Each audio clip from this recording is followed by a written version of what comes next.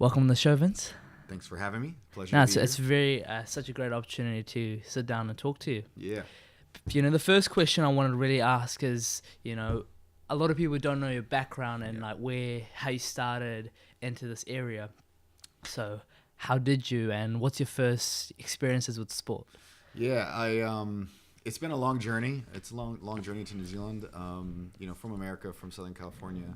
Grew up just, playing basketball in the backyard and on the playgrounds of the school. Loved basketball as a kid. Very involved in the community. My dad was, ran the local basketball league for many years. I've always just been involved. So I was a scorekeeper. I was a referee. I was a coach. Got very involved in individual skill training for many years there, and ran my own academy for a few years. I think ultimately, probably what's most interesting to the readers is that after being a professional basketball trainer for a few years, I decided I wanted to go back to school and study education and sport. And for me, it was trying to basically explore this idea of what is it that we actually get out of a sport experience, and what does sport do for us?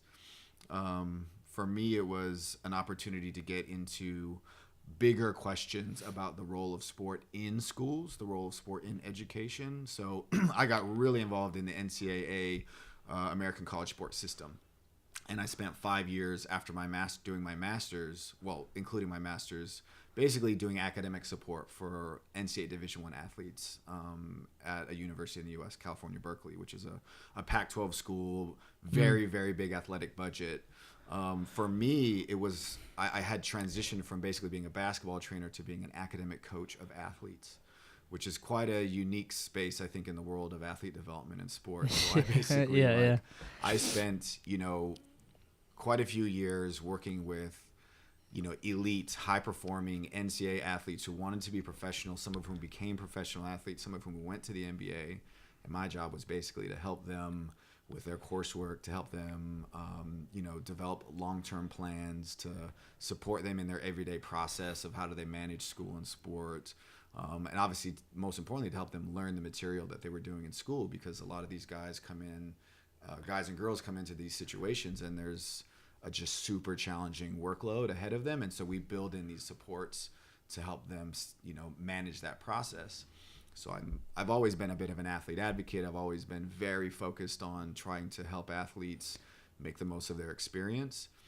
But ultimately, I decided to leave that and come to New Zealand because I wanted to pursue a PhD and I wanted to get back to doing sport coaching work. So I wanted to get back on the court, and I wanted to combine my experience working academically with athletes to then being able to kind of bring a number of ideas I've developed around learning and thinking and youth development into the world of sport. And mostly that's around basically, how can sport facilitate cognitive development? How can sport facilitate deep learning?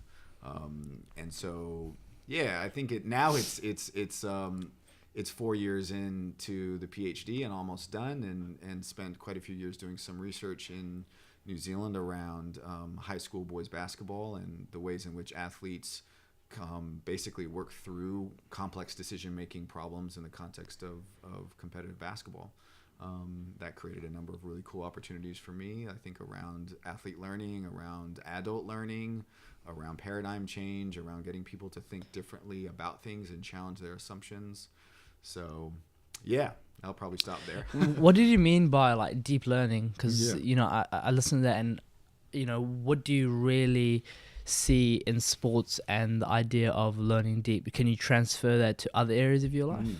That's actually the whole point of deep learning. So when I say deep learning, I'm using a kind of a distinction between superficial and deep. So there's a concept called transformative learning, and transformative learning is sort of like the way in which I make sense of this. It's what are the assumptions that you make about the world? What are the assumptions that you make about many of our most important things? And how can we actually facilitate a change in those assumptions to make your life more manageable, more in alignment with your goals, more in congruence with where life is going? So to give you an example, I think growth mindset is really one of the most obvious ways to think about deep learning. So if you ask yourself an important question, which is, do you believe that your ability is fixed, do you believe that ability can be changed?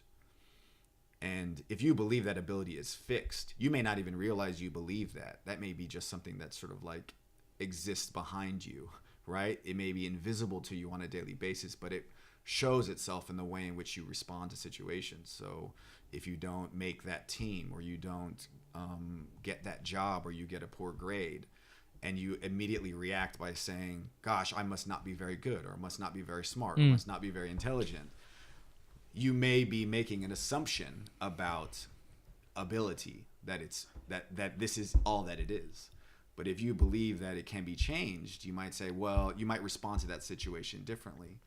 And so deep learning is basically trying to create conditions where people can actually identify those assumptions, deal with them, critically reflect on them, and then get them to potentially change them or experiment with new ones. And so doing that is quite challenging work, but it is doable. And what it requires is to create certain conditions as a coach or a parent where you're facilitating these sort of deeper conversations. A lot of it is conversational. How do you get people to reflect on things that are mostly invisible to them? And that's the kind of work that I really like doing. And I've done a lot of it now with parents and coaches as well, particularly in the world of sport, because the world of sport is we have a lot of assumptions. Yeah. Right? We make a lot of assumptions. Like the other one that's really big is like, what are your assumptions about the nature of success? Like, what does it mean to be successful? And how many people really step back and actually reflect on that normally? There might be a situation you're put in that forces you to be like, oh wow, my whole life I've been led to believe this, and I never really realized it until this happened, and now I have to kind of re-examine all those things again. That might be, we call those things disorienting dilemmas, because disorienting dilemmas really like kind of startle you and push you back and force you to reflect on a world that you maybe hadn't previously reflected on, which is your inner thoughts and your deepest beliefs that you maybe don't normally think about. Yeah. So yeah, you talked about deep learning, but how does someone develop that? How does someone think critically, think deeply, and, like you said, assess this situation, understand their sort of inner thoughts and how they are responding to things? Because it's such an abstract topic. Right. Yeah. But, what are some the practical steps? Like, I'm listening to it and I realize, oh shit, I have some things that I usually do. Right. Like how does someone do that? It's an important question, because these things can get very abstract. So for me, I think the first thing is, we want to be thinking very importantly about reflection as a habit. All right. So do you reflect as a habit, as part of your daily, weekly, monthly process? And what do you reflect on? So there's a guy named I would really encourage the listeners to study a guy named David Allen, who has a system called Getting Things Done. And Getting Things Done is sort of like part productivity, part like critical reflection, life planning. And what David Allen talks about is being able to have conversations with yourself at multiple levels of perspective. So what I mean by that is, every day I need to be thinking about what's in front of me, right? What's currently here. Every week I need to be able to take a step back from that and look at my week. Why am I doing what I'm doing, and where am I at? And every month I need to take a step back from that and say, like, over the course of this month and the next few months, am I able to sort of like ask myself, why am I doing what I'm doing? Deep learning is really a function of asking the question of why. Why am I doing what I'm doing, right? What's the purpose? What's the meaning? Why do we do this? And I think asking yourself on a regular basis why is actually probably the more tangible way to get into that, and systematically building that in. So like once a month, I do a monthly plan, and my monthly plan is a time to sit back and look at all the things that are in my field of vision at any given time. So it might be moving to a new place, starting this new project, having this new friend circle, getting my workouts in, and I might once a month step back and try to catalog all those things and be clear on it and ask, should I continue to be doing all these things that I'm doing? What things do I need to change? If you don't ever stop and sit back and reflect and ask yourself, am I doing the things that I want to be doing? Are the things that I'm doing in alignment with my goals? You will never be able to get into those kind of deep learning conversations that we're talking about, because you'll never really ever consciously reflect on kind of the big rocks of, you know, what direction you're going and what your destinations are. To me, when we think about a concept like deep learning or transformative learning or critical reflection on assumptions, what we're talking about is, you know, like how big do you think? You know, like how big do you think? And how big do you, what kind of questions do you think about when you're thinking? And I think we have a bit of a crisis right now, I think, of reflection, I personally think, in part because our days are really, really busy, and there's so much competition for attention. So do you mean we're very reactive to things, surroundings? 100%. Yeah. So it's like, are you familiar with Stephen Covey? Yes. 7 Habits. Yes. Right. Yeah. So you know, he's got this really cool urgent important matrix, right? And he talks about like the difference between, you know, urgent things, non-urgent things, important things, not important things. And you know, we would all agree that most of our time is spent in that sort of urgent important space, right? Like, I got to be at this place. I got this meeting I got class I got to be at. I've got, you know, this really important, you know, social event I need to be there. I have to be there. This is really, really important. And we also, though, have other urgent things that maybe aren't so important that come into our world, like interruptions and, you know, phone notifications and constantly checking the, you know, the latest, you know, tweet or text or Instagram thing. And so what ends up happening is the urgent things easily dominate the important things, particularly the non-urgent important things. So if you think about reflection and reflecting on like why I'm doing what I'm doing, or planning or goal setting or any of those kind of things, those are important but not urgent, right? In the sense that you can push it off. You can push it off. Like, oh, I don't have to, you know, spend 45 minutes this Sunday, you know, reflecting on my goals for the next 6 months. I don't need to do that because there's no tangible repercussion now for me not doing it. But it's really important, isn't it? Of course, yeah. So it's about, my answer to your question is, you're never going to get into a critical reflection on your assumptions if you don't build reflection into your daily process, your weekly process, your monthly process. So, yeah. It's funny you brought it up. Like, this is one of the things I always think about. I think about the influence social media has. You know, the influence, you know, there's a lot of broad perspective. I'm not like, you know, biased towards one perspective, but I always think about, you know, we're so connected, yet, you know, this month is mental health. Yeah. Yet a lot of us feel so disconnected. Like, a lot of us feel like, you know, shit, like, can you really count on people? All this stuff. And do you think social media has played a massive role? Like, how do you think that's affected the way we think about things or how we live? Of course it has. I mean, you know, I'm really interested in sort of the generation of kids who've grown up knowing nothing other than, you know, smartphones and social media, because this is a generation of people we've never experienced in the history of the world before, right? They're kids. Some of them are becoming, you know, older now. I don't know if you can remember a time when you didn't have smartphone. I mean, it probably would have been quite young, right? Yeah, it was quite. Right? But look, I mean, I think that we have a really interesting challenge because we have a generational conflict. So the generational conflict is that, you know, parents, teachers, coaches, particularly if you're, you know, born pre-1980, are sort of digital novices in some respects, right? They're still like starting to just barely embrace technology and social media, but they have this really challenging task of having to teach their kids how to navigate that world when the kids are the experts, right? So all the kids are the experts, and they're the ones teaching the parents how to use the media. So things like cyberbullying, things like social, like getting into like crazy social comparison of like my body relative to someone else's body, or, you know, like feeling these intense drives to, you know, get likes or have lots of, you know, followers.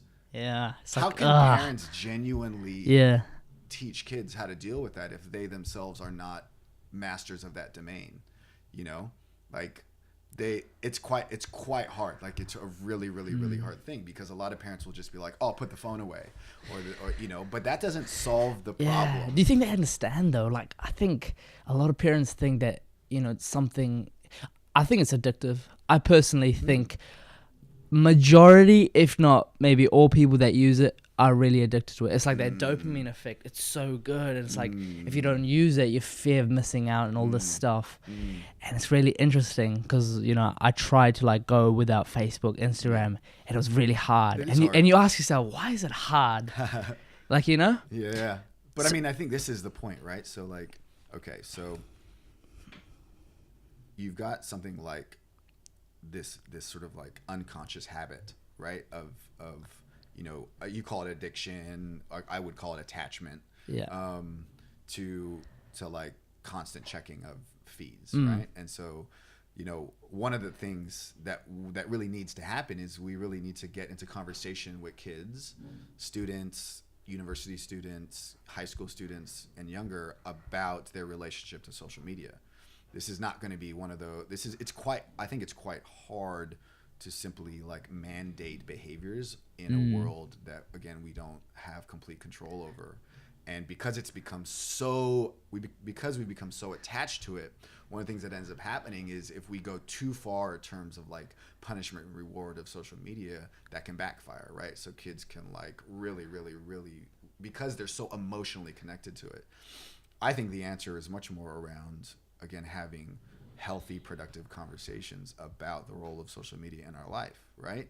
And actually getting kids to own up to how difficult it is, and getting them to become aware. A lot of this sort of deep learning stuff we're talking about, because this is like I think a really good example of how to facilitate a fundamental like paradigm change for a kid is, are you even aware of your relationship to social media and how problematic it is and how it maybe undermines your other goals? And I think that's a hard space to be in. Yeah. You talk about resilience. Yeah. Like in relation to, let's say, social media, do you think a lot of people, they care about these likes, these followers? Do you think that undermines their attributes to be resilient? Well, my personal my initial reaction to your question is potentially yes, most likely yes, in part because when I think about resilience, I think about failure response, right? So adversity response, right? Like what do you do when something isn't going the way you want it to go, right? And one of the things that happens is when we're overly consumed with labels or like these objective kind of measurables of how much status we have or how well liked we are, then we focus our energies around that. Whereas, and I think when we focus too much energy around that particular space, what ends up happening is you define success almost entirely as those things, right? And if I don't get it, it can be really discouraging and debilitating. And it's not something I have total control over, which is part of the problem. Whereas if you're focusing much more on like, I think, thinking about success more in terms of controlling the controllables, doing the absolute best with the resources that I have, embracing kind of challenges and mistakes and just trying to work through them and saying, oh, okay, so I didn't get as many likes as I did on that one. How can I approach it differently?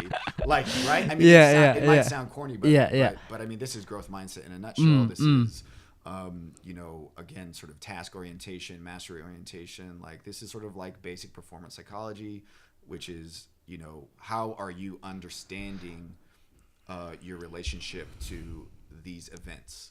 Right? And is this information that informs like a change in approach, or is this an indictment of your lack of something? And I think when you think of it as an indictment of your lack of something, I think then you're in a situation where you're more likely to be like, gosh, well, I'm just shit at this. And that can be discouraging, more discouraging than if you're like, focusing much more on your process, which is, you know what, like, I want to make the coolest thing, and if only one person likes it, then I'm down with that, whatever it is. Do you think like somehow like evolutionary, because I was listening to the Joe Rogan podcast, and he talked about how the feeling of getting likes, getting followers, it's sort of attached to, you know, being like Homo sapiens and the caveman days of being approved by others, belonging to a tribe, belonging to a bigger sort of sphere. Do you think that sort of mimics that?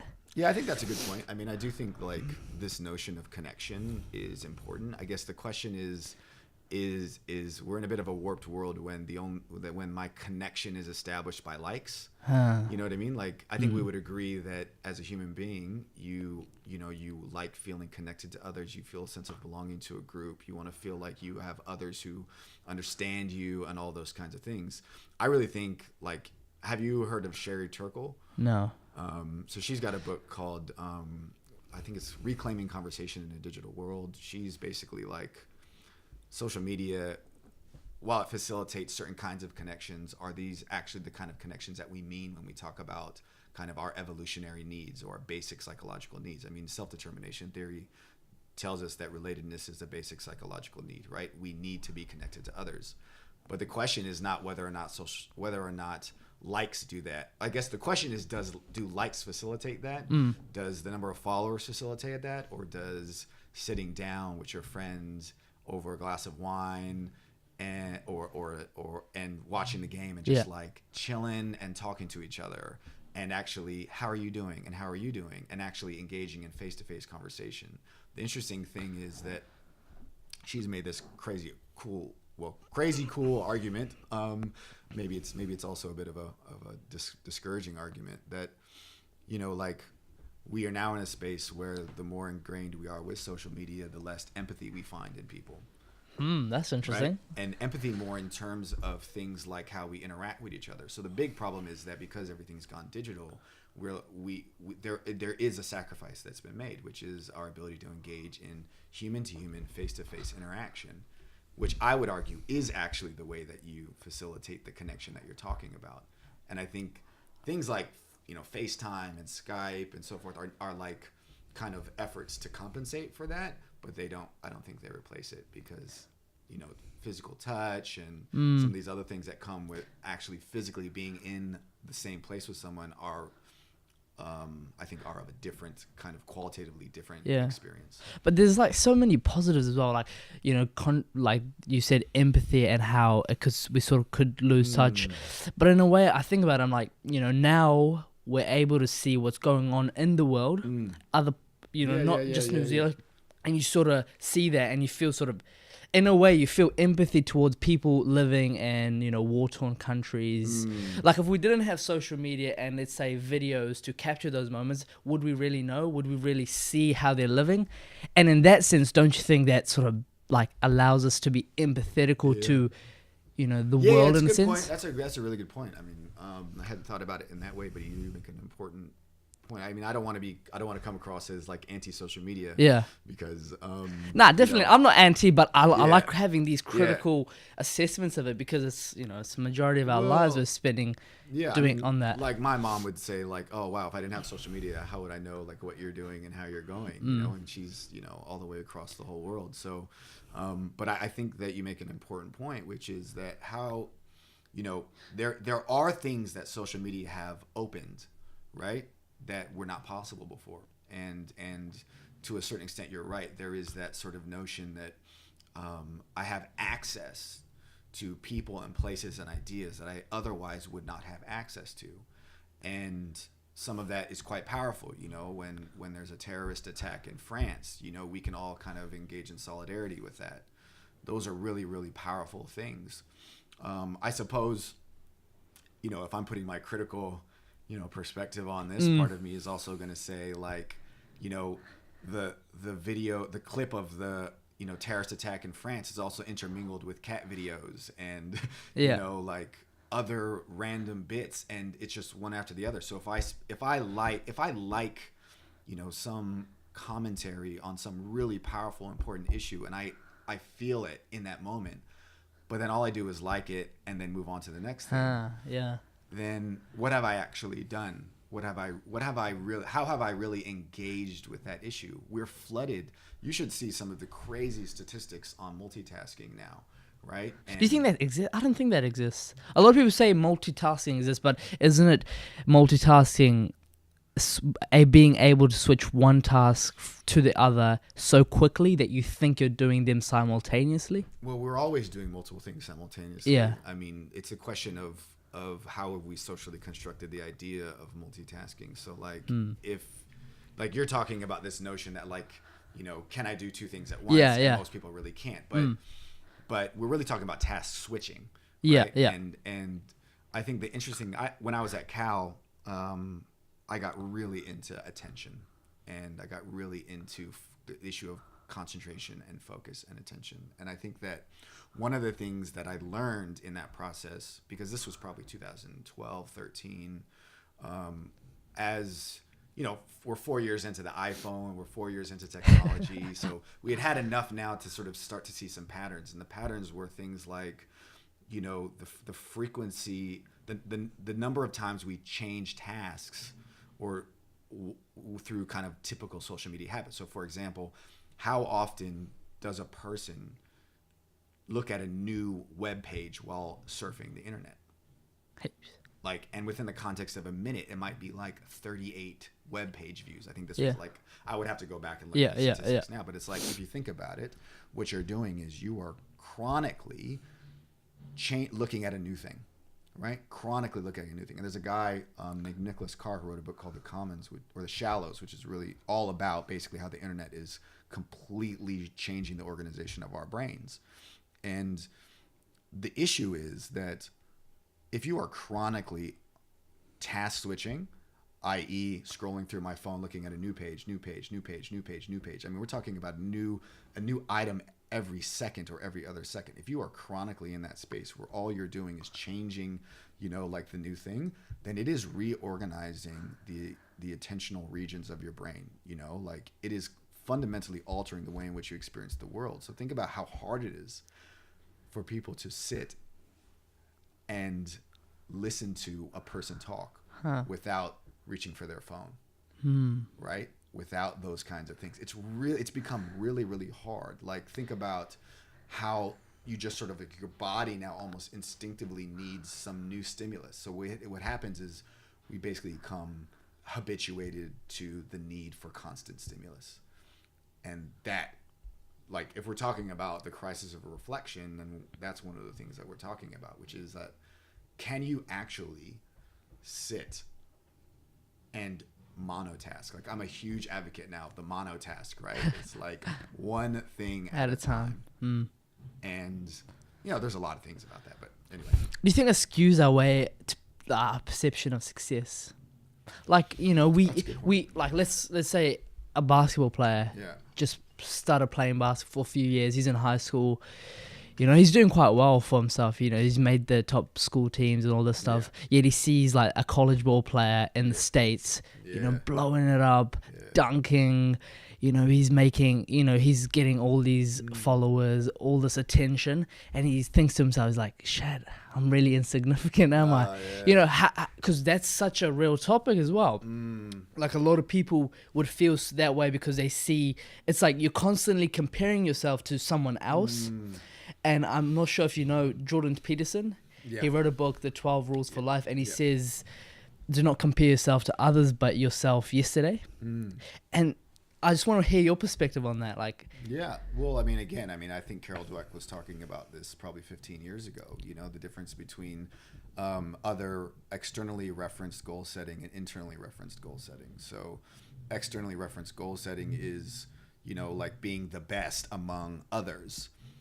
Internally referenced goal setting is being better than I was yesterday, right? And so or internally or self-referenced, I think that most of our anxieties, because I think when we think about many of the major challenges we have today, particularly mental health, potentially stem from some feeling of inadequacy in relation to others. Now, I'm not a therapist. I'm not. There'll be therapists who have much more deeper insight into these things than I do. But my personal feeling is that, to the extent possible, we really, really, really need to move away from I think the sort of negative judgment of ourself in relation to others. In part because one of the things that happens is we see somebody else do something or achieve something, but do we know their story? Do we know what their experience was that got them to that point? And, like, if all you're doing is looking at, the podium levels and they're here and I'm here and you're like, oh gosh, this is a problem. But you're not actually understanding what process that person went through to get to where they are. I mean, for example, if we're talking about elite athletes for a moment, last year or in the last 2 years, we've had a massive doping scandal, right? With the Russian, Icarus, that movie, right? Icarus, yeah, right, movie, right? Yeah. You've got sort of doping piece, right? And it's like you think about doping, you think about questions of like relative age effect. I mean, I think that's a fascinating piece right now in the world of youth sports because, relative biological maturity or people holding their kids back to gain a biological advantage. That happens all the time in the U.S., right? Like we have this issue of like parents intentionally holding their kid back for a year so that they can be big, be gain strong, a year of physical advantage over, athletically. Relative age effect is massive, right? Like in terms of getting initial advantages. And then there's all these other things that coalesce around that. Once you have the initial advantage, you get tagged and labeled as an elite player or athlete. And then all these supports come in to help you. People start funding things, inviting you to things. Now that initial advantage is exacerbated, right? So you went from having a small advantage physiologically to a big advantage physiologically to now having a big advantage in terms of support resources. Well, that just widens the gap. And the person who's now kind of in that space where they're saying, geez, I'm not as good as him, I'm not as athletic as him, or I'm not as strong as him, or I'm not as skilled as him. It's like, you don't even really fully understand everything that went into that process. Now, on one level we could say, well, you need to understand, or on one level we could say, just stop comparing. Just stop comparing yourself to that person. Focus on what you can control. Focus on how hard you work every day. Focus on your process. Focus on building, quality habits of everyday process, but also of mind. And if you engage in like building a process within the sphere of control that you have over yourself and your day, then all those anxieties can often slip away, right? And the reduction in anxiety and the reduction in stress actually can help you perform better, right? And that's kind of the whole idea, that stress and anxiety are performance inhibitors, right? We want those things, we want to reduce those things so that we can be fully engaged with what we're doing now. That's when we'll get the best out of ourselves.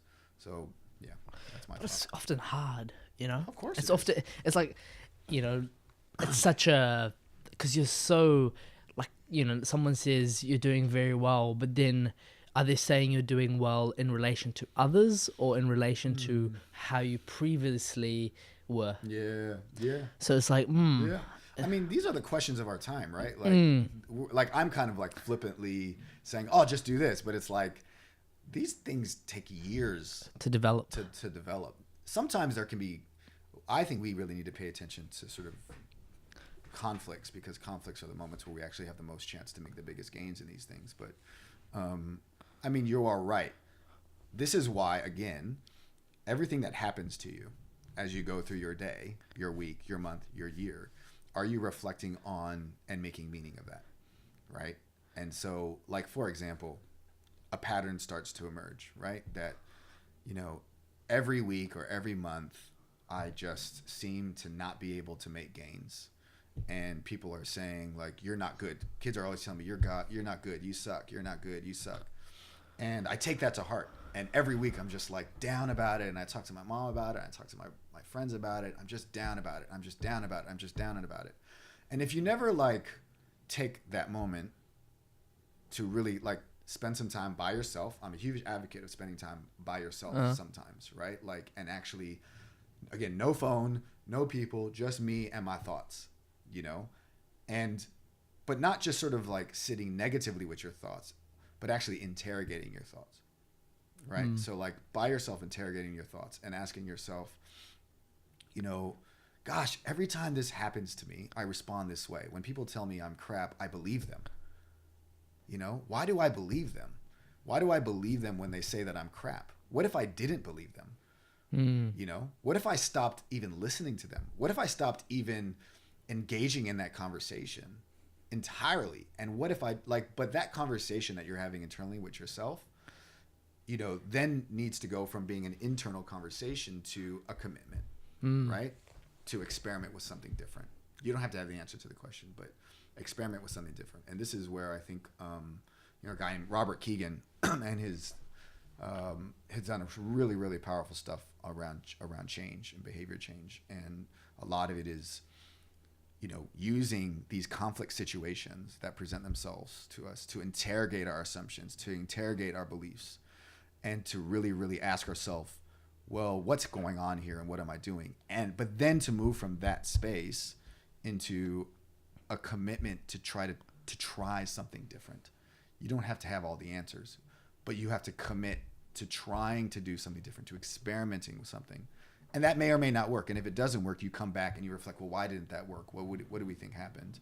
It might include a critical friend, you know, if you really aren't sure. Get their feedback. Well, what do you think happened? Why? And this is, I think, what we need to be doing about ourselves, not just venting about how difficult things are, but actually using our frustrations and our recognition of a need for change to actually kind of like move into a commitment to trying to do something differently, you know? And I think that to me is the big shift that a lot of us need to do, but it won't happen. This is why it's so fundamentally connected to our daily habits and things like technology. None of that stuff will happen if you are unable to have those sort of deeper reflective conversations in an open, honest way, both with yourself and with someone you trust. Like if you are not able to do that, you can't. So if you're a high school student right now, who's that person that you go to after you've had this critical reflection? You know, It could be your parents, but it really probably should be a friend or a coach, someone else outside of your space who you trust, who you're willing to talk to, you know? That's quite interesting. One of the things I heard you talk about on the other podcast was the zone of proximal development. Yeah. You know, that's a lot of big words. Yeah. What does that really mean? Yeah. It's a guy named Vygotsky, who's a very famous Russian psychologist from 20th century, who is really big in the world of education. Really powerful idea. And basically it's like this. There's something you can do right now without help, and there's something that you can't do, right? And the zone of proximal development is a space in between. So the space in between is something that I can do, but I can only do it with help, right? So like, let's say that I'm a coach. So if we think about coaching from a coaching perspective, for example, right now, it's like, I really need Johnny to be able to, read the pick and roll better, right? Particularly when they go under the screen. Right now, what he does is, I know that if the defender goes over the screen, then he'll be able to just drive and go to the basket. So he doesn't need me to tell him how to read that situation. But when the defender goes under the screen, he's not seeing it at all. That's the thing he can't do. And I know he can't do it because he doesn't even see it. I asked him what the defender did and he can't do it. And so he can't do that at all. So how do we get him to do that? Well, I help him. So I become what's called a scaffold.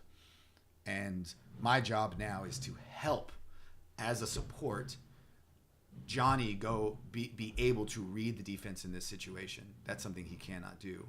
And as I help him, once he's able to master it himself through my help, he has now passed through the zone of proximal development, and now he's basically achieved that task. The next question is, well, what's the next zone? The cool thing about the zone of proximal development is there's always a next zone. There's always something I can do now, and there's always something I can't do that I need help being able to do. And so I think if you're a coach, you need to be asking yourself, well, where is this athlete currently, and what can they not do? And where should I be putting my energies in helping them? And am I putting my energies too much in spaces that they've already mastered, right? Because everybody wants to be in the zone of development. That's actually the sweet spot for learning, is to be in a space that's just beyond your current ability, right? So if we think about what's something that you're struggling with right now that you're trying to work through? I would say I'm studying. I'm Okay. trying to learn a new topic, Right. and yeah, I think that's for me. That's what I'm struggling with at the moment. Yeah. Yeah.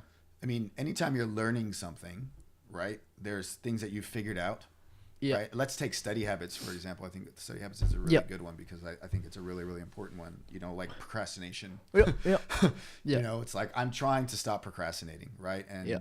what I know that I can do is that I can, you know, I know that I can the night before rock up and just bang it out, and I've been able to achieve that in high school, right? Like I can just give me the assignment. I'll stay up from 10 o'clock to 3 o'clock. I'll knock it out. We'll get it done, and it's good. But it's not great. Now I've gone to uni, and the quality is deteriorating. There's more load. It's much harder for me to do. How do I actually do that now in this, like, the skills that I've mastered for high school do not serve me anymore in college, right? That I can't just wait to the last second to do it. Well, it's funny because you were never in that challenge in high school because you were able to master it, right? You were able to accomplish the task of submitting a quality, passable paper within these given time constraints. Well, now you're doing longer papers that require more pre-reading, and 5 hours the night before it's due is just not enough. How do I now move from my old way of doing things through the zone of development into this new way of doing things that I cannot yet do, right? Well, if I'm the student and I'm the learner, I'm looking for a scaffold. If I'm the teacher or the mentor or the coach, I am the scaffold. And the scaffold is, think about what is a scaffold? Like literally, like we're talking about construction, right? We're talking about Template. We're talking about a support structure that keeps you afloat until you can stand by yourself. Right? That's what a scaffold is in the world of construction. Well, that's what you are as a teacher, and that's what you're looking for as a learner. What do you want your scaffold to do? Well, in the world of learning, we want them to model things for us. So if I'm trying to figure out how to organize my papers better, you know, in college, then I'm looking for somebody who does that well, and I want to ask them and understand their process. Right. So like you mean success leaves clues in a way. Yeah. Like if someone's doing it well, why not learn from them? Right. So, you know, and some people might already do this, like subconsciously, they might not even know that they're doing it, but they're doing it. So like I might want to look for someone who can be a model for me, right? If I'm the teacher, I want to actually ask you questions because I want you to become more self-aware of your current process, right? You just know something's wrong, but you don't know what it is. So I might be like, so tell me what you typically do when you write papers. And you might be like, well, I kind of just like wait till the night before. And I was like, well, is that serving you? Like, how's that been going? And like, well, not really, you know, and so you get into this conversation. So, you know, I'm trying to facilitate in you a better awareness of how this process is no longer serving you. And then I might show you my process, which also gets you to reflect on something different, right? I might even help you with the next paper by, you know, meeting with you the next time you receive an assignment and then helping you chart out a reverse calendar process, right? Like I'm a big fan of reverse calendaring, right? So you start from like the day it's due and then you work backwards. Well, what's the last task before it's due? Printing it and stapling it. What's the last task before that? Probably like copy editing. What's the last task before that? Probably making a revision to a draft. What's the task before that? Probably doing the draft. What's the task before that? Outlining. What's the task before that? Really probably doing the reading I need to do in order to actually have something to say on this assignment. That's pretty smart. Yeah. So never really thought about that. Yeah, reverse calendaring is a really, really intelligent procrastination strategy. But again, like if you've been able to get away with not doing it, then you're not really going to do it until you have to. And you're not going to know you have to do it until you probably fail or not achieve the results that you used to, and which happens to students all the time. You talk about flow as well. Yeah. I haven't read it, but it's always been one of the books to read. What are the key concepts in that? Because I think so many people, they could benefit from that. And I only know a little bit from it, and I've sort of realized that as well. I'm like, this is what it feels like. Well, I think flow is almost in many ways kind of like the concept that brings a lot of what we've already been talking about together. So like if we take this notion, well, basically I'll give you the kind of big broad overview. So flow is a concept that describes optimal human experience. And when we mean optimal human experience, there's very specific things. We mean an activity that we're doing right now where I am completely engaged and immersed in the activity.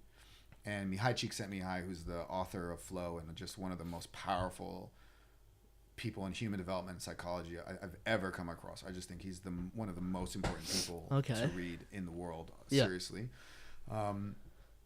He basically says you're in flow when you've lost the sense of time, right? So like when you know how like that feeling like when you're in something and time has just flown by, and you're so engrossed in what you're doing, and you're like, dang, like is it already 12 o'clock? You know, and that's called the flow state, right? Where you're fully engaged in it.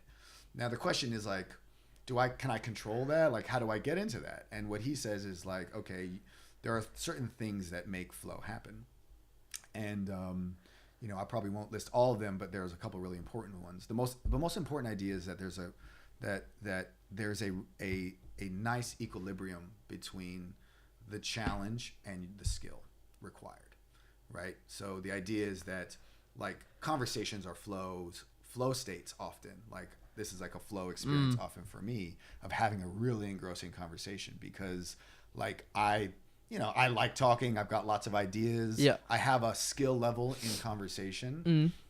And then you have questions, right? If your questions were too soft, you know, like then I might be like, well, this is kind of boring. But you're asking really good questions. Yeah. So it's like, that's really engaging. If your questions were too hard or we didn't have enough time to answer the questions, I get anxiety because I'd be like, oh, I don't know if I can answer those questions well. Like the question's too big, you know? And so there's always this dance of making sure that in any activity, the challenge that the activity presents is in alignment with the skill that you have for the activity. So you think about, this is why sports is often thought of as a flow activity, because if I'm playing an opponent who's too challenging, then I might disengage because there's no way, like I just can't do it. If I'm playing an opponent who's too easy, I get bored. And there's an interesting, like he's written a lot of books, but he has a book called Beyond Boredom and Anxiety because his entire argument is that like the challenge of human experience is to try to stay in flow as much as humanly possible during the course of your life. That if you are in flow, you are happy.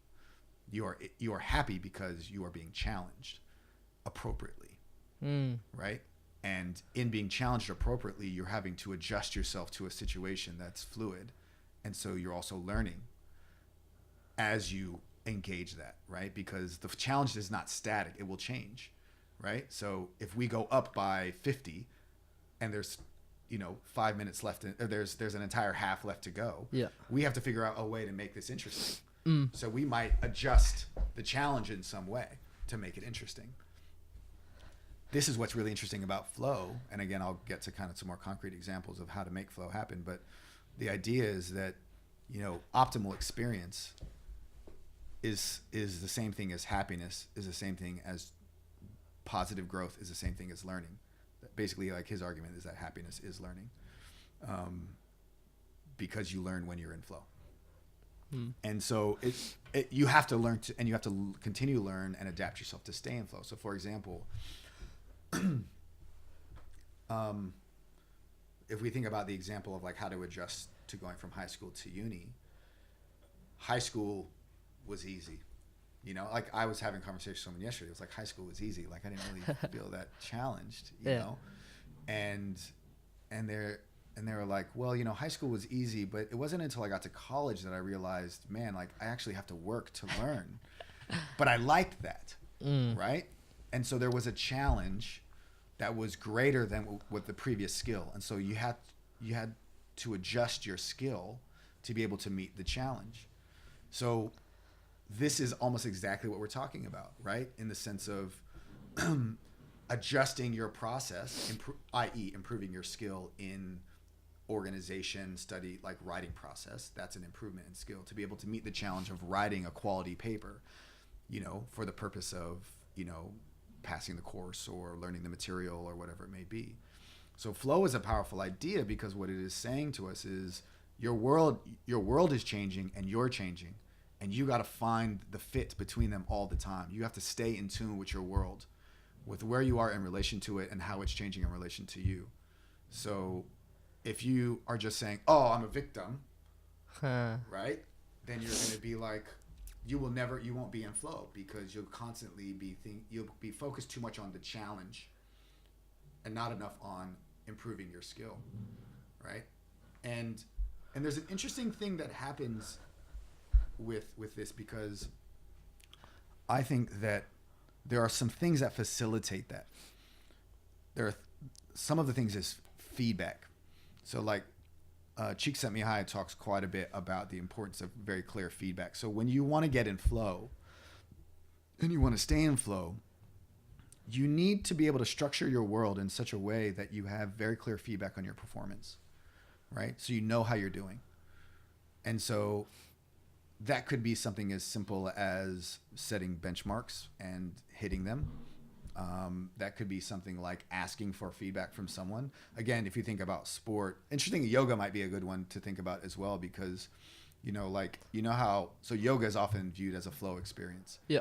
Because one of the things that's cool about yoga is that, you can adjust the pose based on your ability, right?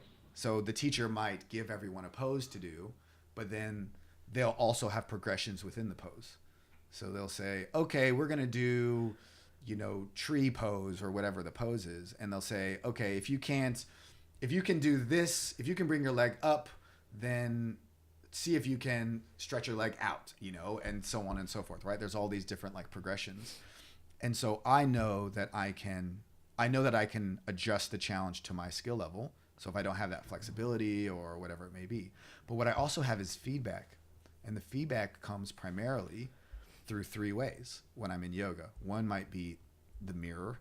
Literally, I can see my body in relation, like through the mirror, and see how my body's. It's real-time feedback. I know exactly how I'm doing right now. I might get the teacher might come around and comment on my pose, right? So and that's usually if I'm doing it totally wrong, but that's important feedback. And then I might also be able to see others and compare myself to others. Now, again, not comparison in the sense of they're doing it right, I'm doing it wrong, but more in the how sense I can learn from them. Yeah, like, oh, they're doing it that way. I wonder if I can do that, right? And so it's embracing the challenge and trying to improve your skill, or reducing the challenge so that it's appropriate to where you currently are. That's really what flow is. That's interesting. Like what you were talking about sort of resonates with the idea of, you might have heard of Eric Anderson's book, Peak. Oh, yeah. Talks about peak performance, and he talks about homeostasis, which is like the idea he was talking about is that you need to work yourself to that level of challenge, which is not too hard, but not too easy. So you're actually improving. And I was like, shit, like that could so resonate with so many avenues. Like, you have to study to a point where it's not too hard or not too easy, but just the right amount. Yeah, and I mean, I think this goes back. This is why there's such a nice overlap between this and like zone of proximal development, which is again like there's a level just beyond where you currently are that's engaging, that's exciting. Like there's an optimal amount of stress that you want to place on yourself that forces you into kind of a higher level of performance, and that's enjoyable. That's actually the argument of flow, is that appropriate stress, appropriate challenge is actually what makes life enjoyable, and so even if you think about, again, that's where things like any everyday experience can be flow generating. And the challenge that Csikszentmihalyi presents is, he asks, how do you structure your life in such a way to facilitate flow on as much as possible? And so he does this really fascinating thing. Like all of his research, he does something called the experience sampling method, where what he does is he gives pagers to the subjects in the research, and at random points throughout the day, he pages them and asks them to describe how they're feeling at that moment, right? And the happiest people were in flow more often than the unhappier people, and he knows that because at various points in time, he asks, what are you doing? How long have you been doing it? And how are you feeling while you're doing it? And the whole argument is to say, from a human development perspective, is to try to help people learn to facilitate flow as much as possible within the control that they have, right? So like there's a really, really awesome example that he gives all the time of like this assembly line worker who is doing a really boring task. He's just building robots, right? And so he's building robots, and it's like there's like 12 pieces to the robot, and it's literally the same task all day, every day. And for some of us, it'd be like, man, this is like so boring. Like, gosh, right? The challenge is too easy. Simply putting it together is too easy. And so how do you, if I'm just me and I'm trying to facilitate flow for myself, then what I have to be able to do is construct the task in such a way that it feels like a challenge. And so what he started to do was timing his tasks, right? How fast can I do this? Can I do this left-handed? You know, can I do this standing on one leg? You know, like so effectively making a game out of your experience, which is also interesting because so much of when we talk about like optimal experience, we talk about play and we talk about games and we talk about fun. And actually this really interesting overlap starts to happen where we start thinking about happiness and learning as the same thing as hard work and play. Like these things all kind of start like really. Do you think they're the same though? Like hard work and then having fun. Like do you think they're like the same, or do you think they're two polar opposites, or do you think they're somewhere in the middle? Yeah, I mean it's one of the most important questions that we have. I think is this question. You ask good questions. See, like these are good.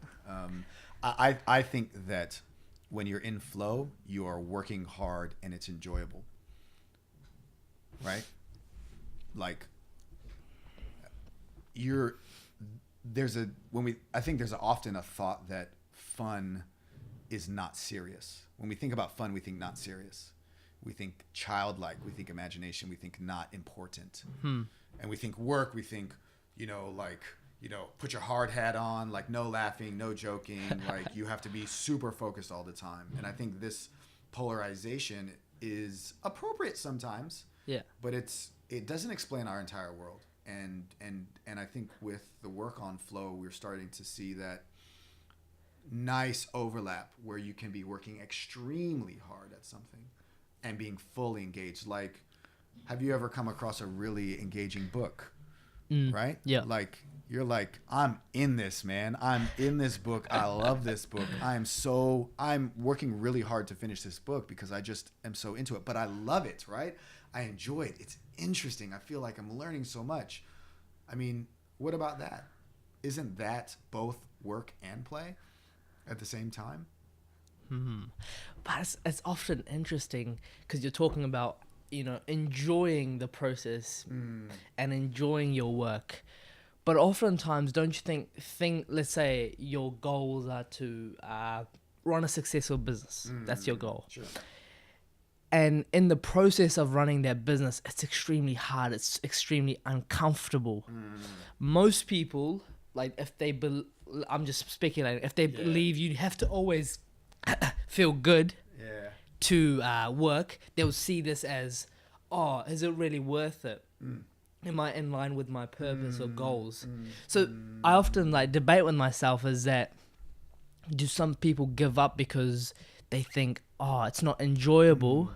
Or do you have to, like that, what is it called? That experiment they did where they had, what is it called? What's that, pink and white things? Marshmallows. The marshmallow experiment. To sort of withhold yourself for a later reward. Right. So I would make a distinction. This is a bit of a nuance, but I would make a distinction between feeling good and enjoyment. Okay. I don't think those are the same things. Okay. And mostly because I think of enjoyment as positive growth. Okay? Like I think of if this is the difference between so Aristotle talks about eudaimonic happiness, and I don't know if I've heard of Aristotle, but I'm not that yet. So effectively, there's different ways of thinking about happiness. We often think that happiness is feeling positive, right? So feeling good, having positive emotions, not being sad, not being mad, not being angry, right? As you rightly point out, entrepreneurship and running a business and taking on any massive endeavor is incredibly taxing and hard. You have lots of very discouraging moments, right? And so you will often not experience positive emotion at points in time during that process. But see, I would be thinking that doesn't mean that that's not enjoyable. right? Right? Yeah. Because my entire argument that I'm trying to make is that appropriate challenge is enjoyable. It's something that we embrace, we love, we want, we actually need to have challenges that force us to grow. That growth is what is actually enjoyable. Feeling like I'm improving, feeling like I'm getting better, feeling like I'm making progress, and that is incredibly hard, right? Like, I mean, you think about 6 a.m. mornings in the gym, you think about, sacrificing foods you love to eat. But it's like, if you went a week and like, let's say you did an experiment and you said, I really want to give up lollies, because I eat too much candy. And so that's going to be hard. Like, you're going to hate that initially because you're so used to it, you're accustomed to it, you want it. But there's an enjoyment in accomplishing that, right? And meeting that challenge and saying, man, like, I can do that. Like, think about how good you feel about yourself as you work through that challenge. And I think that it's much more a question of being able to structure challenges in such a way that A, you expect it to be hard, B, you have clarity over the progress that you're making, and you're comfortable even with failure, because even stretching yourself and trying something you wouldn't normally do is in some ways progress. So, like, I'll give you a basketball example, and I talk about this often. Let's say that in the context of basketball, you never dribble with your left hand. You never, ever, ever dribble with your left hand. And you would never even attempt to dribble with your left hand. You just always dribble right. And so your coach has been saying, well, you need to go left. He's giving you the left hand. You need to go left. You need to go left. You need to go left. And you know that you can't go left. And the first time you try it, you lose it. But you try it pretty consistently over the course of the game. And you know what? Like, in the course of the game, the simple fact that you're trying to do it now with your left hand is progress, because you never tried to do it before. So the simple act of trying something new, I would argue, is progress, even though you failed. Which was uncomfortable, which was really hard. Uncomfortable, which you didn't like, which is kind of, but again, it's sort of, trying to flip this idea that it's not just about feeling good, and it's not just about like having tangible progress. It's about extending yourself. It's about trying something different. So, like, you want to try that, you want to start that business, and maybe it fails, and you say to yourself, you know what, this failed and it was hard, but you know what, I'm so glad I tried it. Like, I'm so glad I went after it. That's how I felt about I tried a business. Like, I tried to do a basketball academy, and I didn't make any money. Yeah.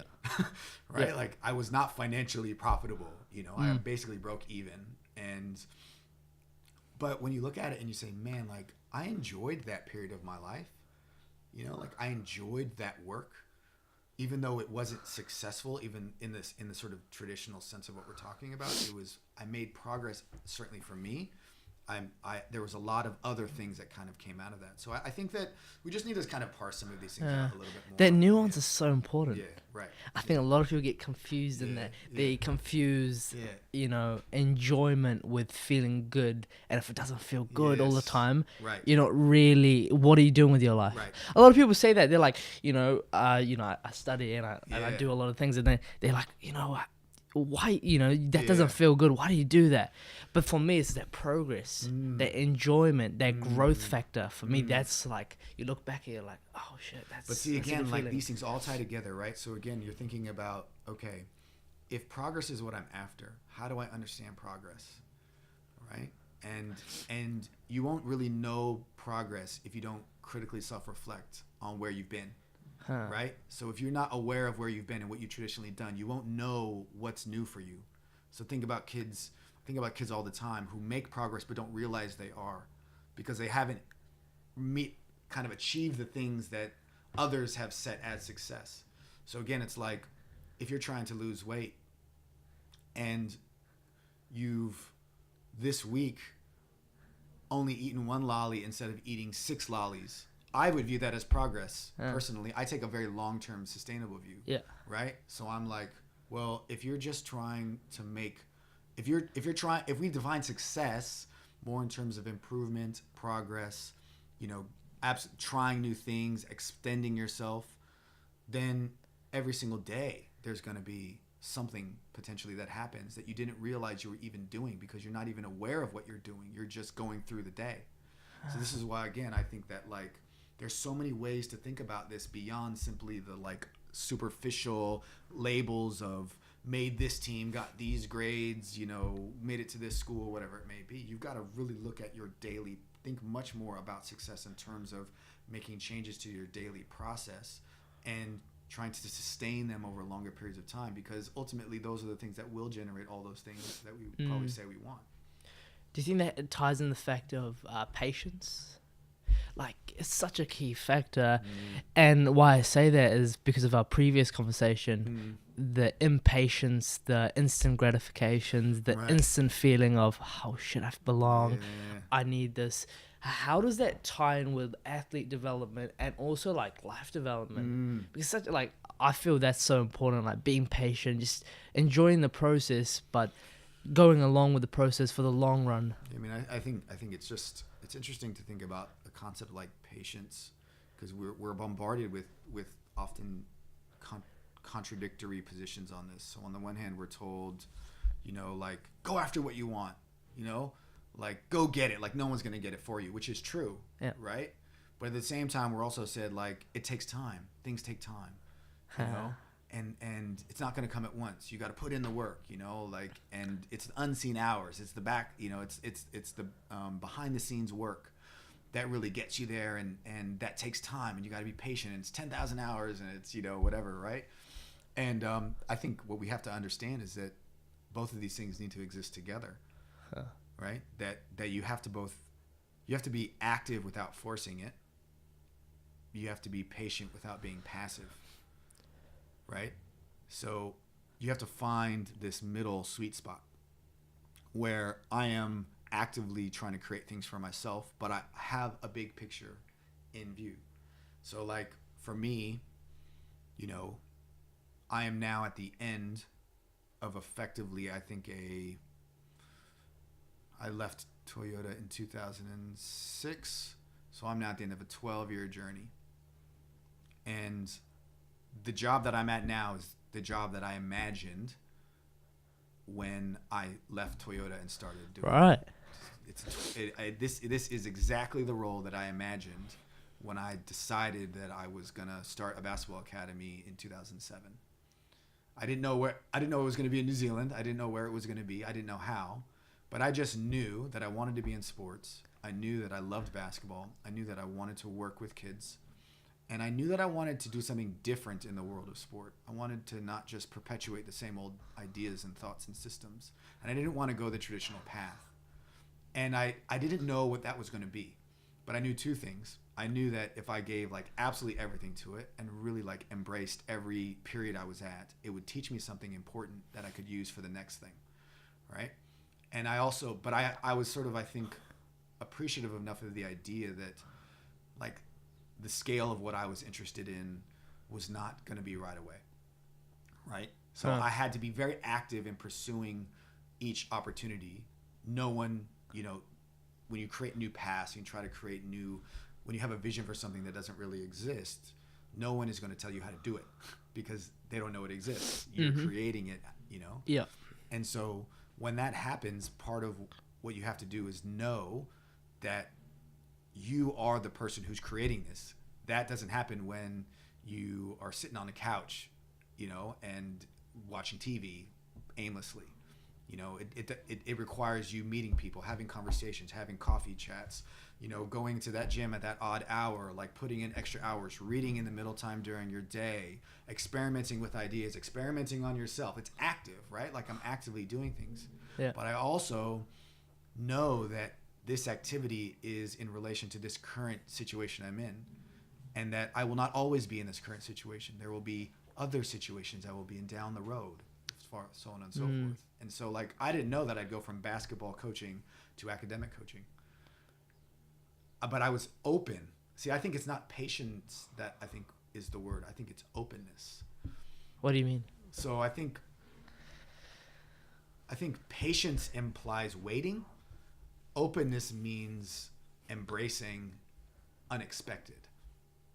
Okay. Right? And so openness is actually that word that I think we're after, in the sense that you might say you know what, like, I want to be a doctor, or I want to be a professional athlete, or I want to do it now, or I want to make a lot of money. How about that? That's really good, right? Because everyone's like, I want to make a lot of money. I want to make a lot of money. Money is really, really important to me. I got to make a lot of money. And so you're like, if I don't make a lot of money now, I'm not successful. Yeah. Right. And so you might start there, but if you're closed, right, and you're fixed, and you're saying the only way that success happens if I make a lot of money. If I haven't make a lot of money, I'm not successful. Like, that's a super, like, classic binary. Then if you're not open to the possibility that you not making money in the short term is a sign that maybe you're in the wrong space, maybe psychologically, maybe spiritually, I don't know.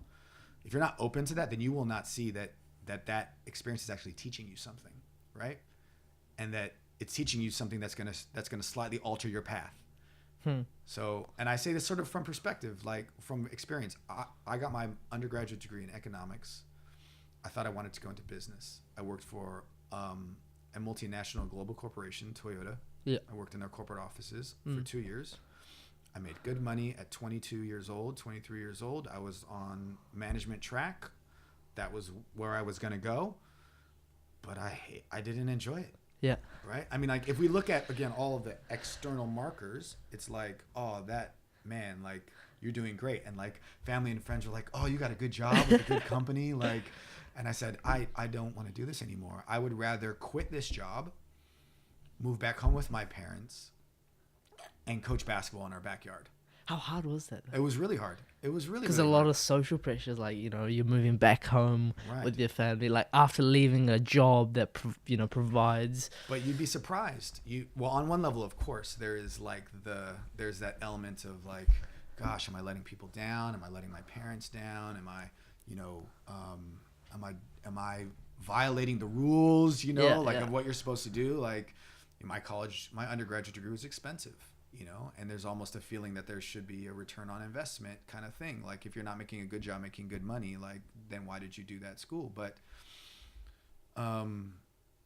one of the things that happened when you make a decision like that, which was, I was open to the idea that this wasn't the pathway for me. Yeah. Right. And by saying open to that, I changed course. And by changing course, new people came out and said, I really respect you for following your heart. I really respect you for doing the thing that you really want to do.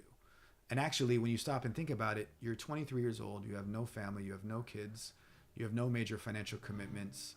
This would be the time to actually do that. And actually, you're learning entrepreneurship because you're starting a business. So you learn all these tax things about how to run a business. And, you manage, you learn how to be an independent operator. So there's no one telling you how to manage your day. Like, so you start thinking about all these other things. But again, by staying open and listening to yourself, right? And so I'm not saying that people should quit their jobs. Yeah. But I'm saying openness actually facilitates a better understanding of what this whole thing is about, because you're listening to yourself. You're listening to how your body feels. I was overweight. I was not fit. I was not working out. I had been a competitive athlete in high school and college. And I was like, my body's telling me something. My heart's telling me something. Like, I got to make this change. Yeah. But even then, when I made that change, I then started a new career. And after 3 years, I was starting to feel something different. And I was like, okay, this is not the end for me. I'm not going to be a professional basketball trainer my whole life. Actually, there's something else happening now that's sending me back to school, back to get a master's, back to study education, which is, wow, it's not just sport. It's youth development in sport. It's mentoring. It's working with kids who are struggling. It's the role of the coach in supporting kids and using basketball as this learning vehicle. Like, how do we do that? Like, that's itching at me now, and I'm open to scratching that itch. And so I think that's really what it is. When you're open to scratching That's a real good itch, perspective. So You talk about like going against the grain, Yeah. like for a lot of my peers and including myself, there's a lot of pressure to go a certain way, a certain path. That's quite interesting. And how did you feel once you did that? Like, was it really hard? Did you feel like, like you said, you felt like you let a lot of people down, but what was the thinking processes to move forward and to see the bigger picture? I think there's a couple of things about this. I'm a fan of calculated risk, and I'm a fan of, like, I suppose that yes, the fear of letting people down by going against the grain will always be there. Yeah. And it's really a question of what would you rather sacrifice, other people's approval or the guilt and regret that you have in not following the thing that you knew you really wanted to do. So are you more concerned about letting others down or letting yourself down? And often I think we're in this space now where, because the approval of others is so important to us, we will often sacrifice our own wants and needs and desires for them. Now, I think there's a couple ways to work through this, because you're not going to get perfectly either or. One way is, if you commit to going against the grain, I think you need to honor other people's perspectives and say, hey, look, I get it. I understand. If I was in your shoes, I might be thinking the same thing. Uh-huh. But then B, and most importantly, you need to go all in. If you're committing to do it, you need to do it, right? And believe in it. And I think that there's an interesting space around, I think people respect passion. I think people respect investment and care and genuine commitment to big, bold ideas. I think that if you own how you feel about things, so again, we're talking mostly about things like career decisions, or maybe it's take a major. That's a really good one. Or a choice of sport. You might say, you know what, I've been playing X sport my whole life, and I've decided I really don't want to play that anymore, even though my parents have invested a lot of money, I've invested a lot of time, coaches have invested a lot of money, but I just don't love it anymore. I just actually really feel this connection to this other thing. And it might be you've decided rugby or basketball or netball is going to be your sport. And you know that if you make that decision, that people are going to be unhappy. My feeling is, if you don't make the decision, you're going to be unhappy. Okay. So it's not a zero-sum game. There will be losers some loss. Yeah. Right? So it's either going to be them or it's going to be you. Now, it's your life on a certain level, depending on how old you are. But can you have an honest, genuine conversation with these people and actually show them your passion for this, right?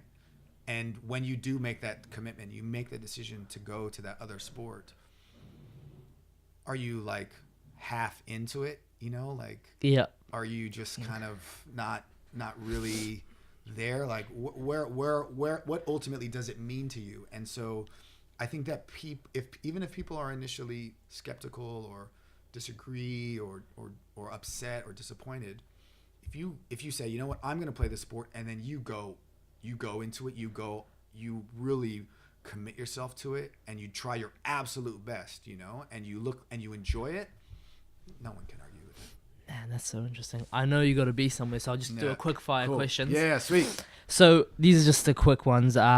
What advice would you give your 16-year-old self? Oh man, I saw that question before, and I think I would advise my 16-year-old self to apply to colleges outside of California. Okay. So when I was 16, I was applying to uni. Yeah. From high school, I was looking at where I wanted to go, and I only looked at schools in California, which is where I'm from. Yeah. Because I wanted to be closer to home. I think one of the things I learned as I got older was the value of travel. Okay. And the value of, again, stepping outside of your normal comfort zone. And so I think travel did a lot for me. I think at that time I really needed to explore being places away from home. I would have been able to come home every summer. I would have been able to come home for holidays. My parents still love me, but I definitely think that I would have looked to study in a new state where I could just be somewhere different. That's interesting. That's like. Yeah. I think a lot of people would take a lot of value from that. Yeah. What is your favorite book or favorite movie, whichever? Yeah. For some reason, I think the book that right now is really sticking with me is Immunity to Change by Robert Keegan, which I think kind of speaks to what we've been talking about before. Immunity to Change is more of a nonfiction book that's really all about kind of this kind of process of critically reflecting on your assumptions and experimenting with new ideas. And he's really targeting more adults in this context. So he's saying, look, what is it that holds you back from your goals? And a lot of it is these invisible beliefs that we're not really conscious of. And so he's coaching people through how to actually become aware of them and start thinking about them in a slightly in more honest and real ways. And that actually has this really amazing effect, which is that if you become aware of things you previously had never even thought about. Damn. It's really cool. Really Might, cool. put that on my reading list. Immunity to Change by Robert Keegan. I think in terms of movies, for some reason, The Curious Case of Benjamin Button is really a cool movie for me. Like, it just comes up in part because it's a paradox. I like paradoxes. I like things that really make you step back and say, gosh, like, I never imagined something like that before. And that movie does that well, right? So it's just like, it's basically a movie about have you seen? Yeah, I've seen it. Yeah, it's a great movie. It's Brad Pitt who was born as a baby who is an old man. And as he gets older, he gets younger. Right? So as the years go by, his strength returns, right? Like, as opposed to growing. It's a really crazy movie. Yeah. Nah, it's really good. Yeah, it's super cool. When you think of the word successful, who's the first person that comes to your mind? So I'm just a huge Barack Obama fan. Okay. And I just think his story is so powerful, like in a number of ways. You have, effectively a fatherless young man, who's biracial, right? Who lived between two very different places, Hawaii and Kansas. Who's really, really like passionate, really understands the world like in a particular way. Like, he understands the importance of relationships, but he also understands the big picture of politics. Very ambitious, like sets very ambitious goals, like really, really, really wants to make big changes. I really admire that.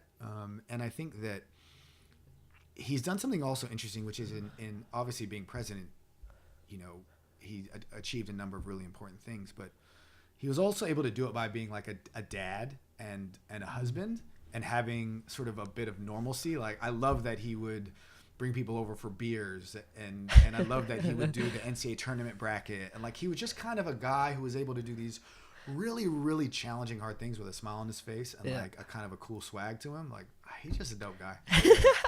Yeah. What's the impact you want to leave behind? It's a deep question. Deep question. I would say that for me, it's mostly about challenging, feeling like the people who I come across were sort of challenged to think differently, and who felt, I suppose, like energized by that, and that could be a kid who I start working with who, was always led to believe that they were not very good or not very strong or not capable, and who they came to realize that actually that was something that was actually not true. I'm actually way more capable than I ever thought before. But it's also parents and coaches who I interact with who I think start to see that the issues that we're dealing with are a bit more complex than they realize. I think part of what my strength is being able to kind of bring perspectives together that normally aren't. So like a big part of my work, I think if we think tangibly, is like, I love sport because I love sport, but what I want is for the world of competitive sport and coaching, youth development, and education to all being dialogued together. So tangibly, part of what that means is I need to help coaches understand youth development and education. I need educators and youth developers to understand sport. Some of that is, and it's finding really creative ways to do that, both in terms of the programs I design, the research I do, the messages I bring together. So a lot of it is sort of like trying to create this kind of harmony between ideas that has never existed, or I think has not really been done super well. That's really what I'm after. I believe a lot in what sports are able to do, but I'm really frustrated at a lot of that we keep having the same conversation year and year and year and year and year and about the problems that we have in sport, and like, why are these problems intractable, or are they problems that we can actually deal with? And I just think it requires a lot more deep thinking than I think we've done in the past, and that's kind of what I want to be able to help with. That's important. So our last question is, any parting thoughts you have with the audience? I probably need to give a shout out to North Harbor Basketball, John Hunt. Yeah. For anyone who's interested in learning more about me, I am the high performance manager for Harbor Basketball. Just started this job in the last 6 weeks. Find me on Twitter, Player Learning. Yep. Facebook, Player Learning. Instagram, Player Learning. I think that come check out what we're doing at Harbor. We're gonna do some interesting stuff in the next year. Some exciting stuff around athlete development, coach development. I think that there's a really interesting space we're at in sport in New Zealand right now around the combination of like fun and the need that kind of calls for fun and play, kind of real big issues around athlete welfare. So a lot of questions and concerns about athletes transitioning out of sport, not having good experiences in sport, but then also always that persistent need to perform at a higher level. And one of the challenges that we are dealing with particularly is, like we've got a lot of talented kids on the North Shore. We certainly have them in New Zealand, but one of the things that we want to try to do is bring all these things together, right? Can you have a good experience? Can you learn and create future opportunity? And can you perform at a high level? And I think that's like the magnum opus, right? Like it's like, can you do all those things together? That's what we're after. That's what we're trying to do. And so it'll be a journey. It'll be a fun journey because it's a nice challenge that we want to take on. And I think it's doable. I just think, it requires a bit of will, a bit of relationship building, and yeah, come check me out if you want to see what we're doing. Really appreciate your time, man. Thank you, bro. It's been really appreciate it. Really good podcast. Yeah, cool. Hopefully Cheers. it was all right. Yeah. Awesome, man. Yeah.